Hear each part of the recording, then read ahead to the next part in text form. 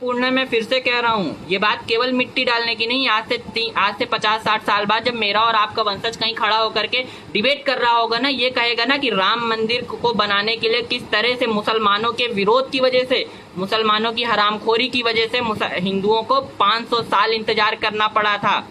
तो वहीं से एक हरामी का बच्चा, सॉरी मुसलमान का बच्चा खड़ा होकर के कहेगा कि झूठ बोल रहे हो तुम या झूठ बोल रही हो तुम। मुसलमानों ने तो आधार रखा था राम जन्मभूमि का, मुसलमानों ने तो राम मंदिर के निर्माण में अपनी भूमिका निभाई थी। और उस समय हमारे वंशजों का मुंह बंद हो जाएगा। हम भविष्य के चक्के को फिर वहीं वापस ला करके खड़ा कर देंगे जहां से हम 1000 साल की गुलामी झेल करके निकल रहे हैं, और फिर वही पूरा चक्र घूमेगा अगर आज हमने इस बात का विरोध नहीं किया तो।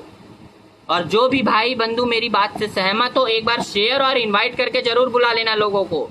मंदिर का विरोध 4, 5, 10, 20, 25, 100 मुसलमानों ने नहीं किया। अगर इतने ही लोगों ने विरोध किया होता तो आज हमें 500 साल इंतजार करने की जरूरत ही ना पड़ती। फिर तो 4-5 दिन में ही उनकी छाती पर, विरोध करने वालों की छाती पर गर्भगृह की ईंट रख करके राम मंदिर निर्माण हो जाता।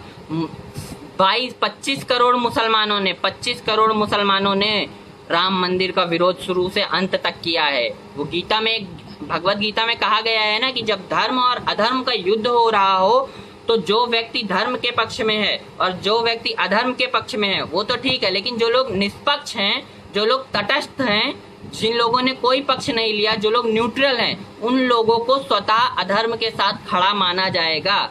तो मुसलमान भी ऐसे ही हैं। भले ही उन्होंने राम मंदिर के विरोध में कुछ बात ना कही हो, लेकिन उन्होंने राम मंदिर के समर्थन में भी कोई बात नहीं करी, इसलिए वो लोग राम मंदिर के विरोधी ही माने जाएंगे सिर्फ और सिर्फ।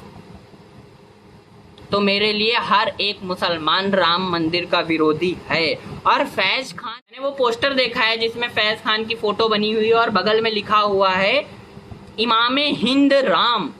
इमामे हिंद विंद कुछ नहीं भाई, सब झूठ है, मक्कारी है, धोखा है, फरेब है। ये लोग वो हैं, जब काम पड़ता है तो ये लोग संविधान को गले से लगा लेंगे, बाबा साहेब अम्बेडकर को गले से लगा के उनको माई बाप बना लेंगे, लेकिन जब समय खत्म हो जाता है तो संविधान को नाले में फेंक देंगे, आग लगा देंगे, फिर शरीयत को और कुरान को उठा करके गले लगा लेंगे। ये लोग वैसी कौम है, आज इनको काम पड़ा है तो राम को इमामे हिंद बता रहे हैं। अभी 6 महीने पहले की बात है, एक टीवी डिबेट में मौलाना अंसार रजा ने राम को क्या कहा था, याद होगा आप लोगों को। अगर भूल गए हैं तो मैं याद दिला देता हूँ। अंसार रजा ने कहा था कि राम तो अल्लाह की औलाद हैं। याद है ना आप लोगों को ये बात? और ये बात एक मुसलमान, एक अंसार रजा ने नहीं कही थी, ये 22 करोड़ 25 करोड़ मुसलमानों की आवाज है। ये उनके दिल की बात थी जो कहा उन्होंने। और ये इमामे हिंद विंद का केवल ये कुछ ना नए नए शब्द गढ़ के हिंदुओं को पागल बनाने की कोशिश कर रहे हैं और कुछ नहीं।